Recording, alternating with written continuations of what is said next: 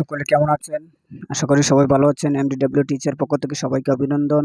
সাথে আছি আমি ওয়াহিদুজ্জামান। তো বন্ধুরা, আমরা অনেকেই কাছে কম্পিউটার নাই, কিন্তু MS এক্সেল এর কাজ করতে হয়। তো বন্ধুরা, আমরা যারা স্মার্টফোন আছে আমাদের সাথে, আমরা কোনো স্মার্টফোন দিয়ে আমাদের MS এক্সেল এর কাজটা করে নিতে পারি। তো বন্ধুরা, আজকের ভিডিওতে আমি দেখাবো কিভাবে MS এক্সেল এর কাজটা করতে হয়।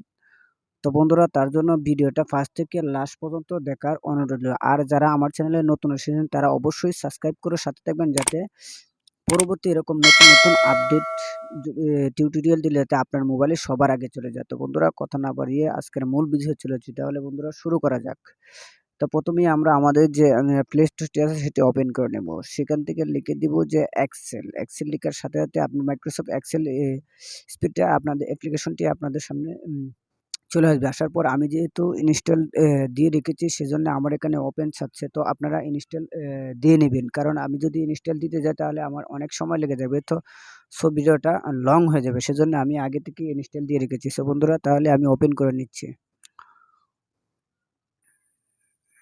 ওপেন করার সাথে সাথে আপনাদের সামনে এরকম একটা ইন্টারফেস চলে আসবে। তখন আপনারা যেকোনো একটা ইমেইল অথবা মোবাইল নাম্বার দিয়ে ভেরিফাই করে নেবেন। তো আমি আমার এই যে মোবাইল নাম্বার দিয়ে আমি ভেরিফাই করে নিচ্ছি।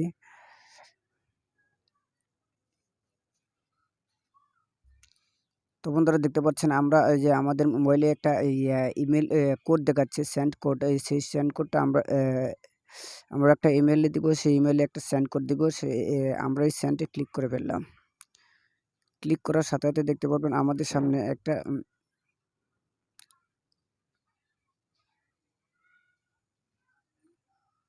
অর্থাৎ আমাদের ইমেইলে একটা সেন্ড কোড চলে আসছে। দেখতে পাচ্ছেন যে আমরা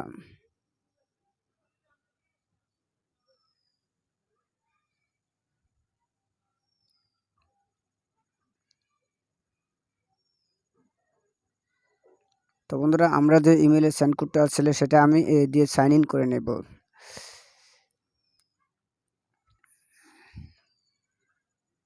তারপর দেখতে পাচ্ছেন আমাদের সামনে এরকম একটা ইন্টারফেস চলে আসবে। তখন আমরা সেটা স্কিপ করে আমরা চলে যাব।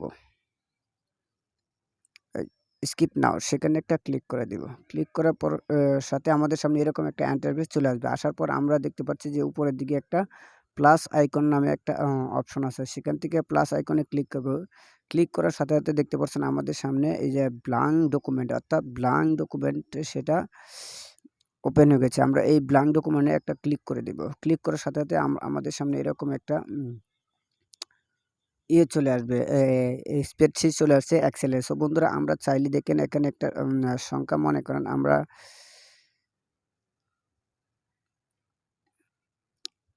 সেখানে আমরা এখানে একটা নাম্বার তুলে দিলাম, আবার নিচে দিলাম। তো দেখতে পাচ্ছেন আমরা এই যে 3টা নাম্বার দিলাম। সো বন্ধুরা, আমরা এখানে সেই নাম্বার থেকে আমরা এটা কিভাবে যোগ করে নেব। 3টে সংখ্যা আমরা জানি না যোগ করলে, তখন আমরা দেখতে পারবেন কিভাবে যোগ করব। তখন প্রথমেই আমরা দিতে হবে আমাদের এই যে সমান সমান চিহ্ন, তারপর আপনি লিখে দিবেন সাম। লিখার পর আপনি দিবেন ফার্স্ট ব্র্যাকেট, তারপর যে আমরা যেখান থেকে সংখ্যাটা নিয়েছিলাম সেই সংখ্যা থেকে আমরা এই সংখ্যাটার উপরে ক্লিক করবে। ক্লিক করার পর আমরা তারপর আবার দিব সেকেন্ড ব্র্যাকেট দিয়ে এন্টার প্রেস করব। তো বন্ধুরা, দেখতে পারেন আমরা যে সংখ্যাটা 3টে সংখ্যা দিয়েছিলাম সেই 3টে সংখ্যার এভারেজ কলম যোগ হয়ে গেছে 94। তো বন্ধুরা, এভাবে চাইলে আপনারা একটা সংখ্যা কয়েকটা সংখ্যা একসাথে যোগ করতে পারেন। তারপর দেখবেন যে আমরা একটা এখন এভারেজ করব। এভারেজ করতে গেলে সেম কাজ আপনারা প্রথমেই দিবেন আপনারা ইকুয়াল দেওয়ার পর আপনারা লিখবেন এভারেজ।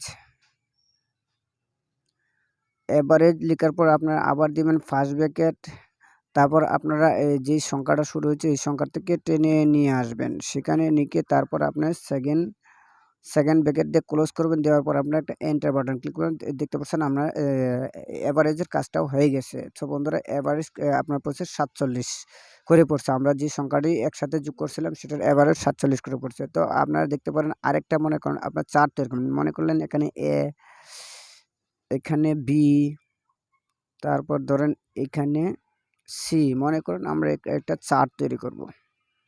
সেটার জন্য আমরা সেটার জন্য আমরা এখান থেকে ক্লিক করে দিব আমাদের যে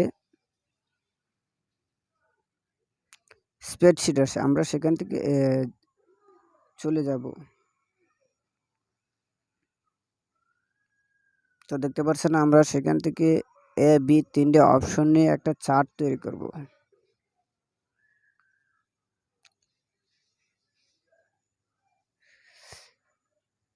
এই যে আমরা ধরেন এখানে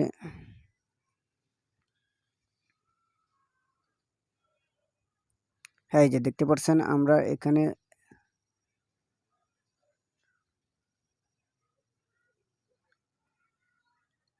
দেখেন, তারপরে আমরা এখান থেকে ইনসার্ট আমরা ঠিক কম্পিউটারের মতো এখানে হোমে প্রেস করলে নিচে ইনসার্ট আছে, তারপর আপনার ফর্মুলা আছে, আপনার নিচে দেখতে পাচ্ছেন ড্র আছে।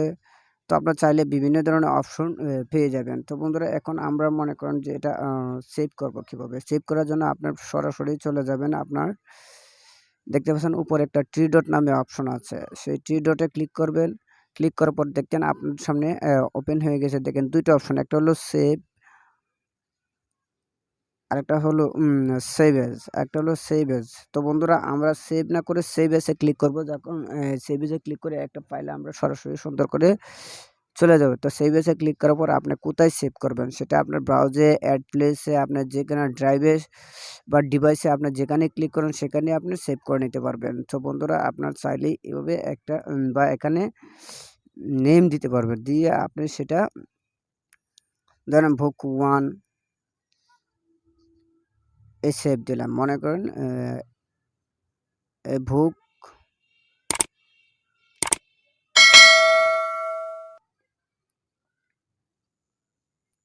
ধরুন এরকম সংখ্যা দিয়ে আপনার চাইলে সেভ করে নিতে পারবেন। যে কোনো অপশনে আপনার দেখেন আপনি এখানে চাইলে সেভ করে যে সেভ বাটন আছে, সেভ বাটনে আপনি ক্লিক করে সেভ করে নিতে। যেমন আমি এই যে কয়েকটা নাম্বার দিয়ে সেভ করে ফেললাম। তো দেখতে পাচ্ছেন আমার এই ফাইলটা সেভ হয়ে গেছে। তো বন্ধুরা আপনারা চাইলে একটা এক্সেলের কাজ সহজেই এভাবে করতে পারেন। তো বন্ধুরা সেই সঙ্গে সঙ্গে আজকের ভিডিওটা এখানেই শেষ করছি। আর আমার চ্যানেলটি অবশ্যই সাবস্ক্রাইব করে পাশে বেল বাটনটা বাজিয়ে দিবেন। আর সবশেষে একটা কথাই বলতে চাই, আপনারা ভালো থাকুন, সুস্থ থাকুন। ধন্যবাদ।